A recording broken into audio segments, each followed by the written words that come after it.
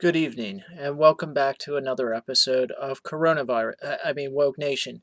Um, we could talk about the coronavirus. It reminds me a little, in an ill-fated sort of way, of the Ebola fiasco or virus that was rampaging through Africa maybe a year or two ago, and everyone thought that this was the next apocalypse because nobody had ever seen the Ebola virus before. So anything new and that we feel like we don't have the medicine to treat immediately is viewed as like the next apocalypse, and that's kind of how I view this coronavirus thing that's now going through portions of China and.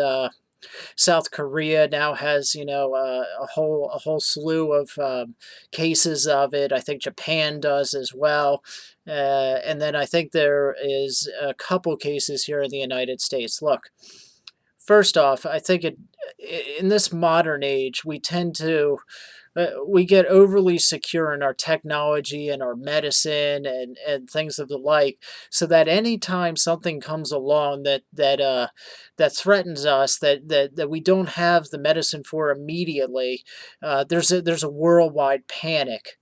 Okay. And the Ebola virus was a perfect example of this, and now this coronavirus is another one. That's not to say that we shouldn't be concerned, we shouldn't be worried, or any of the like. Of course, and I'm sure I would change my tune if I had the coronavirus or I had Ebola or somebody in my family did. But suffice it to say that you have to take these things with a little grain of sand or salt or whatever they're using to treat it. But look, we live in a world, in a fallen world, and in this world, there is going to be viruses that are popping up here and there that we just don't have control over. I mean, again, I think that because of technology and because we're used to things being able to be we're used to being able to command things, at the drop of a hat. Our cell phones can do almost anything we want. Our government has this frightening, overwhelming control over every aspect of our lives, and this globalized economy where every country is in touch with the other, and it's seemingly, because of technology and because of the advancement of medicine, we have this impression that we should be safe and secure. And I think it's very easy to live in the illusion that, um, especially in the West, where broadly over generally speaking, we have very pampered, very easy lives. And again, we have the best medicine in the world, things that diseases and things like malaria and dysentery, and you get those commercials that pop up on the TV where I forget the singer's name, but she's like singing "In the Arms of an Angel," and every day another child is. I'm not trying to mock those commercials, but we watch those commercials of children over in Africa with their stomachs protruding because of all the malnutrition and the flies. I think that that have their eggs in their stomachs. It's really disturbing, but we watch these commercials and we think that's stuff that happens over in Africa. The coronavirus is something that happens over in China, just like they had SARS and Ebola that happens over in Africa. Here in the West, over in Europe and America and Canada, we tend to think that those kinds of things just happen over there. We have technology, we have the latest advancements in medicine. And so these kinds of things just don't come over here and don't affect us. And then when there's the chance, no matter how remote it may be, that the coronavirus or something of its ilk may actually land on these shores, then we just freak out. It's the end of the world. The apocalypse is here. There was one conservative podcast which I will leave unnamed, which I don't listen to a whole lot of. conservative political podcasts anymore, but this one guy, I used to listen to him quite often.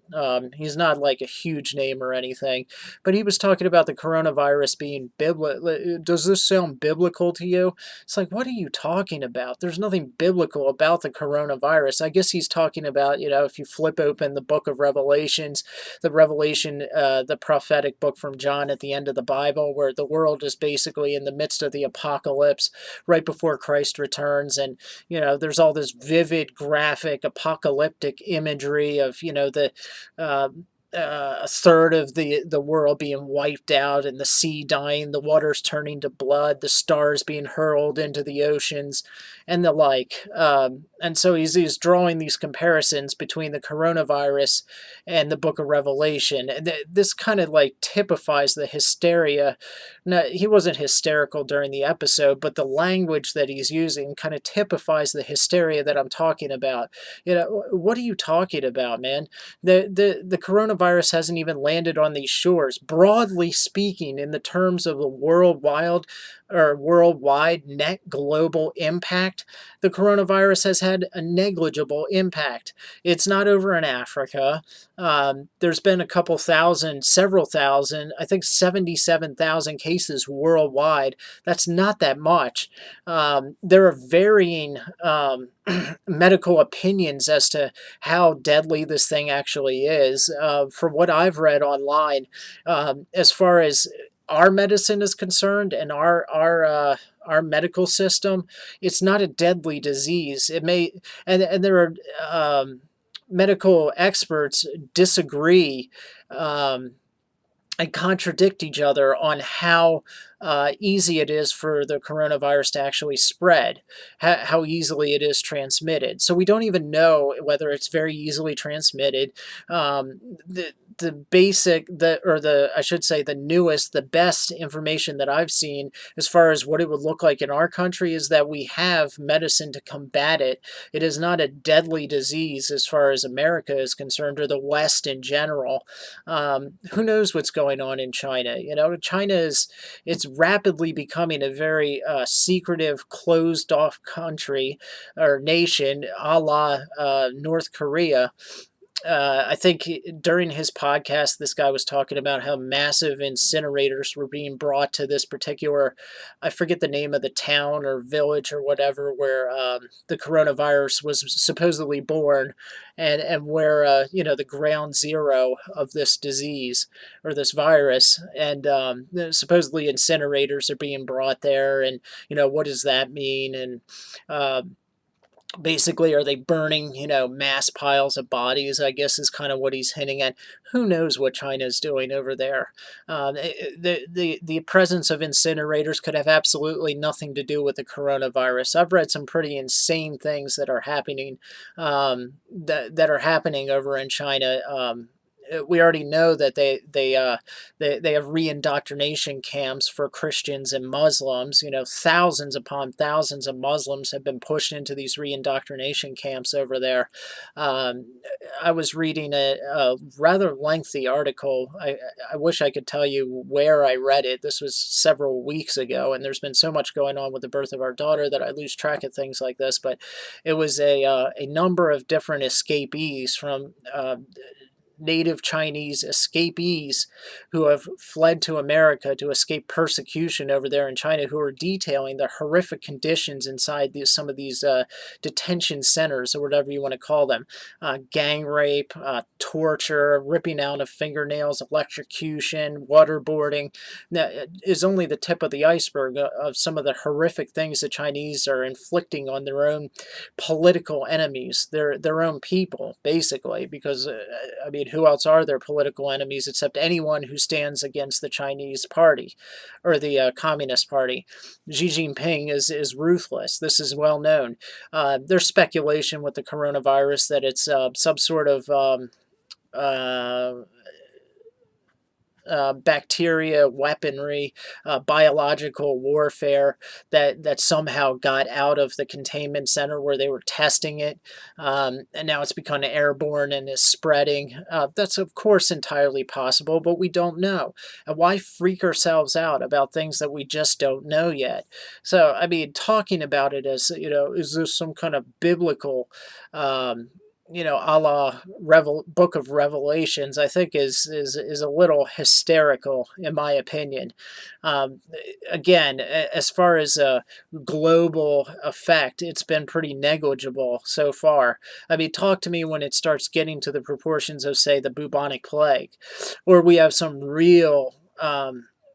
I don't think it's even approached the level of Ebola yet. Ebola was really devastating some of the communities in Africa, if I remember correctly. And I mean, again, China's kind of a closed off country, and it's becoming increasingly closed off as time goes by, as Xi Jinping becomes more ruthless. So it's very hard to understand what's really going on over there, especially with something like the coronavirus. How many cases are really over there in China? It's hard to say. How many people have died? It's hard to say. And you also have to take into account the effect of how good is their medicine over there. I really don't know. The virus may not be all that deadly, but if they don't have the medicine to combat it, then it all of a sudden becomes deadly. So these are things that you have to take into consideration when you're talking about something like the coronavirus. I don't think enough is known to be talking about it like some kind of biblical plague from the Book of Revelation. That's just hysterical. So I don't think there's enough known for us to really sit here and talk about and speculate. I'm sure the medical community here in America is moving at a breakneck pace to try to, from what I've heard, develop an antidote to it. I think they were saying something like 18 months. That's absurd. If it lands on these shores and starts spreading rapidly, you'll see an antidote a lot faster in 18 months. I can guarantee you of that. The same goes for Europe. So we'll see. I mean, you can only wait and see what's going to happen. There was a lot of projections about the Ebola virus, how this thing was going to spread globally and annihilate the world. I heard people talking about that all the time, and it's done nothing of the sort. It's contained. You never hear about it anymore. So we'll see what happens with the coronavirus, but you can only wait. And the best information that I've seen hasn't given me reason to sit in to build a containment center, in my basement and hide from the world. I'm sorry, it just hasn't. A biological bomb shelter, as it were. So, but what I also wanted to talk about was the kind of the death of the institutions in this country. It's something that's I think should be concerning, to say the least, to anyone that's really been paying attention. This latest whole scandal with well, it's been an ongoing scandal with the Boy Scouts, but now, the latest news coming out is that the Boy Scouts is going under. They've declared bankruptcy to protect themselves from all these massive lawsuits that are coming their way with all the accounts of accusations of pedophilia from the group leaders. All these different men that were leading these different scouts, I guess. I really was not a part of the Boy Scouts, so I don't know a whole lot about it. But these different scouts or whatever, the leaders of them, there's these thousands of cases of molestation and rape and just awful, awful stuff. Um, you know, and it's pretty sad. Of course, when you hear about anything like this, at the same time, or this comes right after, a whole slew of different cases against the Roman Catholic Church. And let's be honest and fair here. There were also a number of cases in the Baptist denomination, the Presbyterian denomination. So it wasn't just a Roman, in the world of religion. This wasn't just a Roman Catholic issue. It was also a Protestant issue as well. So it wasn't contained within Roman Catholicism, although that's like ground zero for pedophilia within Christianity. Christendom. There's been a number of good books written on the topic, kind of why this might be going on. A number of bishops, if you listen to Church Militant, which is a very traditional Roman Catholic media outlet, I'm not Roman Catholic. There's a lot of things theologically that I would disagree with them on, that I think they're just absolutely dead wrong on. But that being said, um, one of the reasons that I kind of follow Church Militant, if you've never heard of them, again, they're a traditional Catholic organization. They have podcasts, radio shows, I think a blog and website. They're influential, and they're very traditional Roman Catholic, like conservative Roman Catholic doctrinally and morally speaking. They're not a liberal outfit, to say the least. The entire focus of Church Militant is to point out homosexuality within the priesthood, pedophilia, different priests that are compromising on the faith and are supporting abortion, things like that. And they've been really kind of bringing to the forefront all these different priests and bishops that are sounding the alarm within the Catholic Church that there is a crisis of faith within the church itself. That a lot of the priests coming in are actually, a lot of them are denying the supernatural elements of the faith. And you obviously, if you deny the supernatural elements of Christianity, you pretty much strip Christianity of what it really is. And that's what they're doing, a lot of these priests. Rather than viewing it as uh, Jesus was the Son of God, and there was the incarnation, the resurrection, all these supernatural events that took place.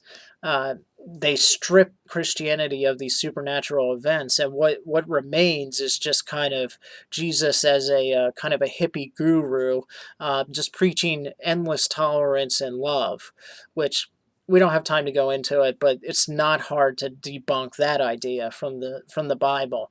But that's what these priests, that's kind of what's coming into the church, as it were. And we're seeing that all through the Protestant church as well. This rejection of substitutionary atonement and the like, the idea that Christ died for your sins and was a sacrifice of God's wrath, basically his condemnation of sin. There's members within the supposedly reformed Protestant side that are calling that cosmic child abuse. I mean, just absolutely blasphemous things to say, and just show a total lack of understanding of what Christianity is all about. Anyway, um, so, but when you strip Christianity of what it really is it any surprise then that the institution begins to crumble? Now, the Boy Scouts were not a specifically Christian institution, but there were basic Christian elements within it: fairness, um, responsibility, respect of elders, that type of thing. These are biblical. You can find them within the Ten Commandments: honor thy father and thy mother, honesty, thou shalt not lie, thou shalt not steal. It was these basic Judeo-Christian values that were taught, even though the Boy Scouts were not a specifically, I don't think they ever were, specifically Christian institution. But still, you're across the country, you're seeing widespread on every level, are these institutions which are the very fabric of our country, really, that hold the country together within the civic sphere, within the religious sphere, within the cultural sphere, are crumbling and being called uh,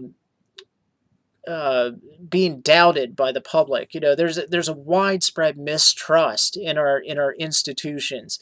I already mentioned the church. Christendom at large has taken a major, what you could call, PR hit lately within the last couple decades in the West. But we'll just focus on America. As I said, the Catholic Church, with its widespread issues of pedophilia and homosexual priests within the church. Uh, this is again not contained within the Catholic Church. The Protestant, the bishop, or the Baptists have had their issues. The Presbyterians, and that's not to mention as all these churches are splitting. You know, the Methodist Church, which is one of the largest Protestant denominations worldwide, just split down the middle on the issue of ordaining women ministers and homosexual priests. So these institutions, you know, religiously, the denominations are splitting and crumbling. The Episcopal denomination is has just plummeted. You know, membership has plummeted, and that's largely because it's so many of the Episcopal churches have just become so incredibly liberal now and are embracing things that are antithetical to Christianity, and people know that. That's why people aren't not going because they've become more traditional. People are dropping out and not going there because they've become increasingly liberal, and as that happens, corruption comes in. Um, so the church, you know, within the West is taken a massive hit. The institution of the Christian church. Um, the Boy Scouts, you know, this is a cultural institution, you know, a bedrock institution for decades here in America, uh, a place that taught responsibility, leadership, you know, good morals, virtue, self-reliance, self-responsibility, being a self-starter. It also taught you how to kind of build relationships, you know, between uh, uh, you know what it taught you kind of like what a man was, what it meant to become a responsible adult male, all these basic things, and then you come to find out that running along with that, parallel with that, was this deep-rooted sexual perversion, and same thing that we're seeing in the Catholic Church, that running along simultaneous to all the conservative teaching was this sexual perversion, these decades of pedophilia priests. Um, you know, it's mind blowing when it's demoralizing really when you look back on it, because you know what are you supposed to think? You know, these are institutions that in a sense you place faith in, you place trust in. How many countless millions of parents uh, saw, you know, potentially looked out at the world around them and saw, you know, violence in Vietnam. I'm talking about, like, you know, let's look back 50 years ago. Violence in Vietnam, the drug use, all these things going on in the culture, you know, that would cause them, you know, fear and doubt and insecurity. And how many countless parents probably looked at the Boy Scouts as a safe haven, a place, a lighthouse in the storm, you know, somewhere they could send their kids, where they could, for at least a couple hours, where they could, their conscience and their nerves and their anxiety could be at ease, you know, because they knew they were in a place where they were being taught good, wholesome morals and values by responsible men who were you know, the leaders in their community, who also went to the local church, and you know, the whole 9 yards, you know. And that's just shattered. You know, it's hard to calculate how debilitating that is to a culture and to a country, to a nation, when the institutions that the people place faith in are exposed like this. Um, you know, it really makes you wonder what can be done to actually remedy the situation. Uh, there's the whole debate going on. I was watching Tucker Carlson a little while ago, a few weeks ago, and they were having a debate on there about whether, you know, should we be happy that the Boy Scouts are going the way of the dodo bird, that they're going away and they're not going to be back? Should we fight to try to reform the Boy Scouts as an institution? Um, Now, I mean, my personal thoughts is that the Boy Scouts are done. It's over. It's you know, put a fork in it, or whatever. It's over.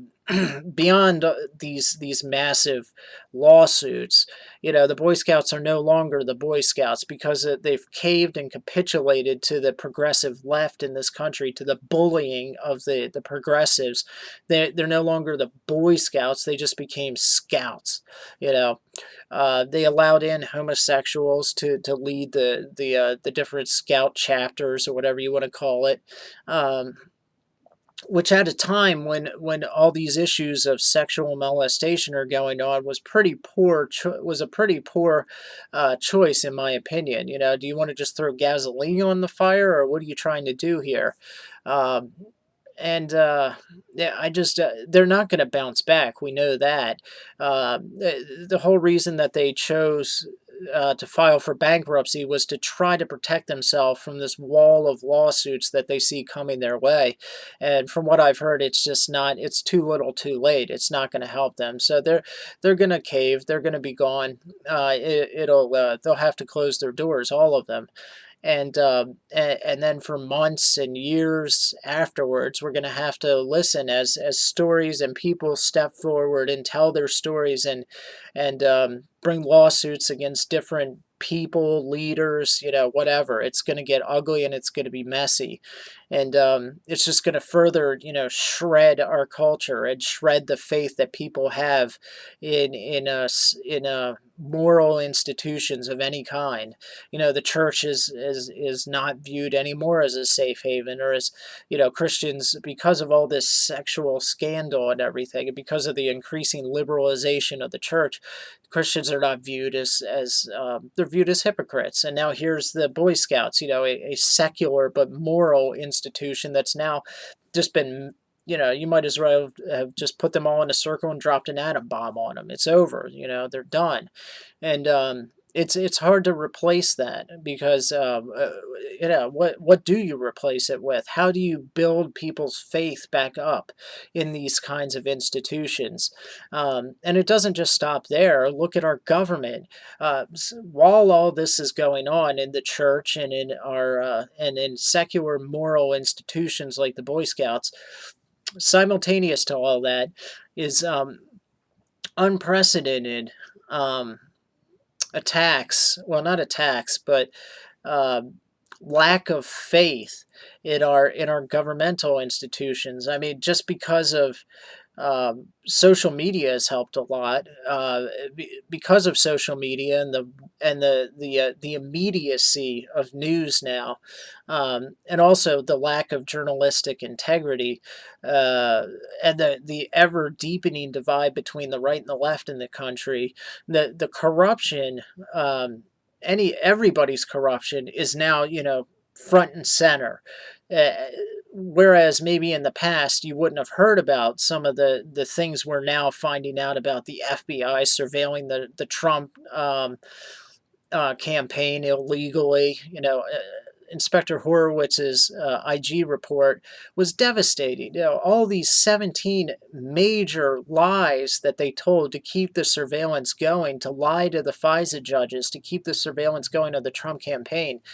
These are not small issues. This is damning stuff.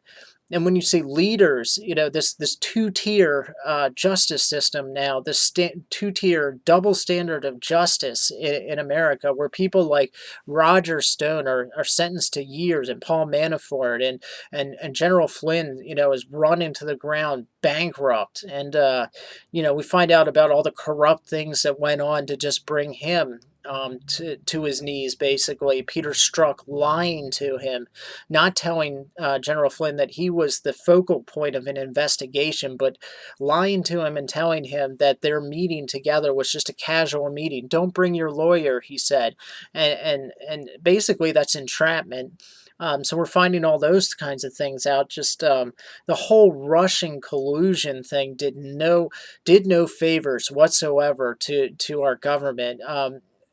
The people on the left accusing the Trump presidency of colluding with Russia, all this widespread corruption that they're claiming that the Trump campaign did. Meanwhile, all the Trump followers claiming, a coup is underway, a coup d'etat.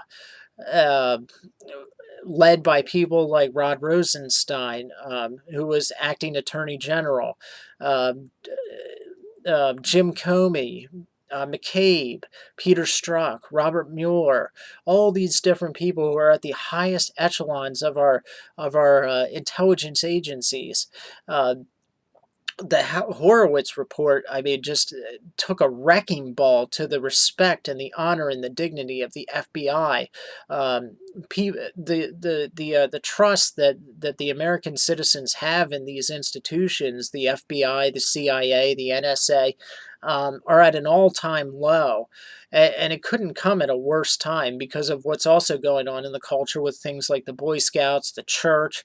It's just like it's really giving me the perception, and I'm sure an awful lot of people, I know an awful lot of people just because I hear things being said, uh, just the idea that, the whole show is coming down. It's where the, what I see it as the beginning seeds of like basically anarchy. I mean, when you don't trust your government, when you don't trust elections, there are so many people in this country that don't even trust that the elections are fair. Just remember back several months, a year ago, even just to the last midterms when Stacey Abrams, the left accused the right of stealing votes so that Stacey Abrams could not be, I think it was governor of Georgia, and then go down to Broward County in Florida. That whole fiasco with Brenda Snipes, I think her name was, counting and recounting the ballots, and somehow boxes and boxes of ballots were just magically appearing so that the Democrats' votes were getting closer and closer to taking away the victory of the Republican governor and representatives there in Florida. Uh, and people were just, on both sides, just going nuts, just accusing the other of stealing the election, stealing the election. That's a dangerous thing. That's a very dangerous thing because we're coming to the point where people have no faith in our electoral system. And you have people like, who's that silly woman that's running for president? Elizabeth Warren, who wants to abolish the Electoral College. People like that, when they come forward and say stuff like that, they don't realize they haven't thought through the ramifications of saying stuff like that. People are going to feed off of that, and that's not going to help things. It's not going to help to restore faith in our voting system. It's not going to help to restore faith in, say, this in our governmental institutions, which are supposed to be protecting American citizens. And now, the more evidence that comes out, all these constant scandals are starting to show that our intelligence agencies like the FBI, the CIA, the NSA with Edward Snowden, these agencies are actually far from protecting us and acting in our best interests. They're actually gathering massive amounts of data against us, are listening in on our conversations through our smart devices like our smartphones, our computers, our Alexas, our Siris, our whatever, all those cool gadgets that we get at at Best Buy or whatever. I don't keep up with any of that crap. Um, you know, but these things that we look at as the coolest new gadget, and our new toy is actually being used as a weapon against us, and they're using it to gather as much data as they possibly can on us, these governmental agencies, um, the intelligence agencies. And meanwhile, while that information's coming out, we're finding out about just all this corruption, these different people within the intelligence communities that are using their power these technologies for ill, for their own um, ends and means rather than to protect us. Um, but the worst one of all, of course, besides the church is the absolute worst one. When you see the church going like that, what else is there for the society? The church is the backbone of the society. So goes the church, so goes the culture, and politics follows soon afterwards. That's the progression, and we're at the point now where politics is following now, because the church went a long time ago. The church has become incredibly liberal and has capitulated to the culture. The culture has disintegrated into an amoral, um, Aleister Crowley, do and it harm no one, do what thou wilt, as their motif, their functioning principle, and And now we're shocked and surprised that we're getting politicians and people within these intelligence agencies that have no morals and values. Well, where do you think these people come from? As George Carlin said, these politicians weren't dropped out of a spaceship. They come from American schools and churches and institutions. So if they suck, maybe it's not just the politicians that suck. Maybe something else sucks. Maybe the public sucks. And that's George Carlin said all that. So, I'm just kind of paraphrasing him. Um, but the worst one of all, besides the church, is our elections. If the public loses faith in their elections, in elections, and they don't trust that their vote is actually going to be used to vote for their candidate, to vote and affect change, then I mean you're staring down the barrel of anarchy and revolution, not far behind that, because that was the one thing that our founding fathers gave us, that was supposed to guarantee that our voices would be heard. That if we were not happy with the direction that things were going, with the direction where we were headed as a country, that we could vote and make a change. And if you convince the country and give them enough reason to think that that vote is actually just a sick, absurd joke and is not affecting change, I mean, the riots, anarchy, and then a socialist revolution is not far behind. And, we may not be far from that. Look at Bernie Sanders. Bernie Sanders is leading, despite the fact that the DNC, the Democrat Party, would love nothing better than to sabotage Bernie Sanders. That they did it in 2016. We'll see if they can do it again in 2020. But, I mean, he's leading, and he's leading for, I mean, all the reasons that I've just listed, that people have lost faith entirely in their institutions. The church has failed. The moral institutions, secular wise, have failed. The Boy Scouts, all these type of things. And here's Bernie Sanders standing up there and saying, all these people have failed you, and I will come in, and we're going to make programs that give you all these things for free. Just give up some of your freedom, give up some of your rights, and I'll take care of you. Even though, coming from me, the way I say it right now, a lot of people, oh, that's, nobody would fall for that. But actually, coming out of the mouth of a socialist politician who's a wordsmith and knows how to get into the the wants and the desires and the fears of the people. They know how to say it to where, it doesn't sound all that crazy, and it actually sounds very enticing. Why do you think Bernie Sanders has such widespread support throughout the country when he's an admitted socialist? The guy spent his honeymoon in Russia drunk, singing communist party songs. It's on video. The guy drunk with his wife singing songs, communist party songs. He was on video saying that bread lines are not a bad thing. I mean, this is who people are following right now in 2020. Joe Rogan. People are so crazy now that they like Joe Rogan. He said that he likes Bernie Sanders and he's going to vote for Bernie Sanders because Bernie Sanders is genuine. What? Donald Trump is genuine. Why didn't you vote for him? Being genuine, but that's the truth. That's why a lot of people too are following Bernie Sanders. It's why a lot of people follow Trump as well, because they could see with both of them that they are genuine. They're the real deal. They're the real article. When they open their mouth, they actually mean what they're saying. Trump means what he says. Bernie Sanders means what he says. And people are so tired and so sick of fake, plastic, manipulative politicians that as soon as they see or catch a whiff of that this guy over here is genuine, they don't care what he has to say. They just run to him. No, I would say that it's not quite so bleak a picture with Trump, although people that hate Trump would say that's like, exactly what's going on. I like Trump because of his policies. I do, and I love the fact that he's politically incorrect. But That's neither here nor there. There are a lot of people that ran to him and flocked to him just because he actually stood up there and said things exactly how they were and was not afraid of offending people.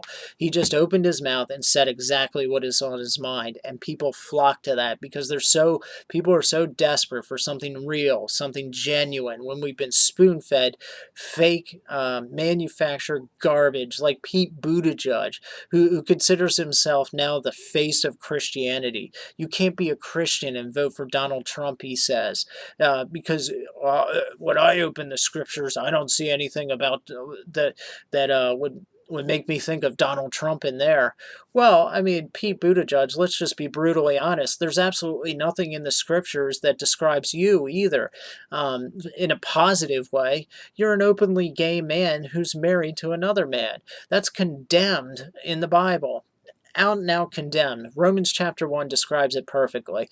For those liberal scholars that try to say that the I think it's the Greek word or something for homosexual that's being used in some of the Bible verses isn't really talking about homosexuality, but rather pedophilia, rape, that's absolutely not true.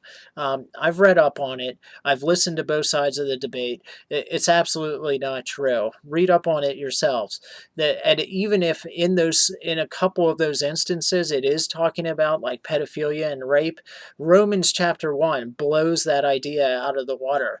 It describes perfectly homosexual relations without talking about whether it's a man with a little boy. It says two men consumed with lust for each other, two women consumed with lust for each other, and bringing shame upon themselves because of that lust for same-sex attractions. Okay, so there's no getting around it. Apparently, Pete Buttigieg just completely skips over Romans chapter 1 when he reads the Bible. This is who people. Oh yeah, they nod along. Yeah, yeah, yeah. Those Trump people just can't possibly be Christians. Give me a break.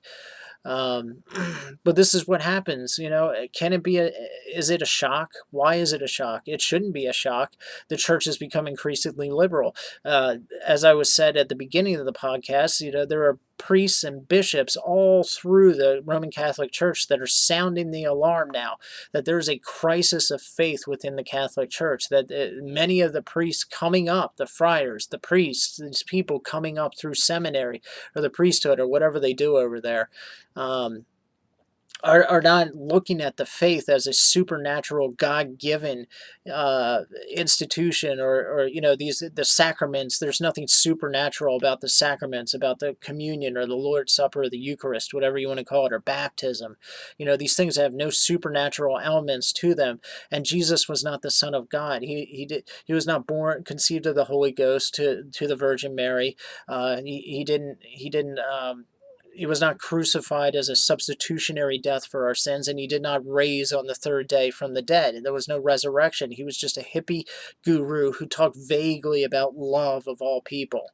Even a brief perusal of the scriptures is enough. The four gospels is enough to torpedo such a concept. But yet, that's what they're being. That's the encapsulation of the ideas that they're being taught and they're promulgating now in the priesthood. So is it any surprise then when the average layman in the pew, when hearing Pete Buttigieg say such things, actually believes him and says, well, he's right. That is what the Bible says. Pete Buttigieg is right. We shouldn't be surprised. Truth has died a savage death, and now we're here feasting on the lies that remain.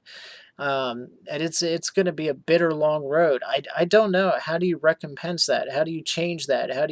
What do you do with the destruction of the Boy Scouts? What do you bring in place of it? I'll tell you what I think. I think that the only thing that could really take the place of it, that could fix all this, is if there's a revival within the church of true biblical Christianity, if the gospel starts being preached again.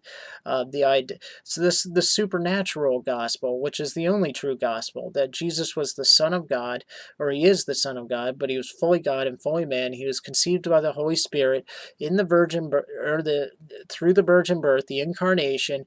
He lived a perfect life in doing for us what we could not do for ourselves, which is living a perfect and blameless life before a holy and righteous God. We are all sinners, and that on the cross he paid the penalty for the sins of those that he had chosen to die for, the elect. That's the supernatural gospel, and that he died, was in the grave for 3 days, and rose, and was seen by the disciples and many, many others around Jerusalem before the ascension. And he will come again to judge the living and the dead. Uh, you know, I could just recite the Apostles' Creed or the Nicene Creed or the Athanasian Creed. Uh, but that's the only thing that's going to change all this, is if the church, reclaims its place as the center of the culture. If it doesn't do that, then there's no fixing this. There's just not. It trickles down all the way down to our budget. That same podcast that I'm talking about, where the guy was, kind of going off about this apocalyptic imagery with the coronavirus. He talks all the time about the debt, and that's all good and fine and dandy. Yes, the debt is out of control, and yes, it can have some very negative ramifications for our country. But if you don't teach biblical values, then that trickles all the way down to how we handle our money. Responsibility, fairness. Truthfulness, all these kinds of things, not trying to cheat people, get one over on them, reckless spending, all these things. If you're living a Christian and a moral life, you're going to handle your finances responsibly. The Bible does talk about, to whom much has been given, much is expected. So if you've been blessed with a large income or a large amount of money, then God expects you to use it responsibly. And that would certainly include being in a position of power over the nation's finances. These are the basic things that are just not being taught anymore. And so then, is it any wonder when our debt is upwards of $20 trillion or whatever it is now? It doesn't even matter what it is anymore. I mean, it's not. We're done. We're screwed. It's over as far as that goes.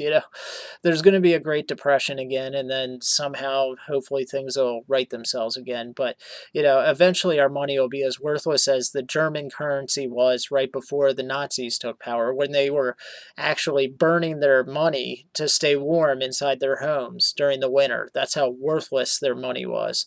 It'll eventually come to that point with ours. The only difference is, if it comes to that point with the American dollar, there will be a global uh,